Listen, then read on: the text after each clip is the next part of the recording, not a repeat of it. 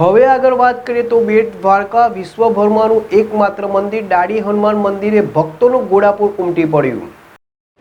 સમુદ્ર વચ્ચે આવેલ બેટ દ્વારકામાં વિશ્વભરનું એકમાત્ર મંદિર દાંડી હનુમાન મંદિર હનુમાન જયંતિ નિમિત્તે ભક્તો દર્શનાર્થે આવ્યા હતા। અહીં પિતા પુત્ર હનુમાનજી અને મકરધ્વજજી દર્શન કરી ભાવિકો ભાવ વિભોર થયા।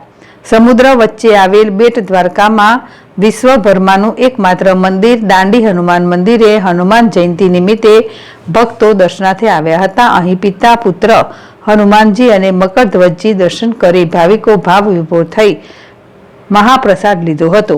શ્રી રામ જય જય રામથી સમગ્ર મંદિર ગુંજી ઉઠ્યું હતું અને સવારે પ્રાગટ્ય આરતી બાદ મંદિરના શિખર પર ધ્વજારોહણ અને અન્નકૂટ દર્શન તથા સમૂહ પ્રસાદનું પણ ભવ્ય આયોજન કરવામાં આવ્યું છે, જેનો અહીં આવેલ ભાવિકોએ લાભ લીધો હતો।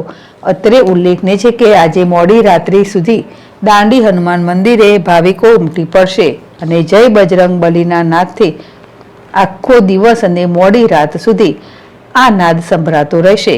રાત્રે અહીં અખંડ ધૂન સહિત વિવિધ કાર્યક્રમો રાખવામાં આવ્યા છે।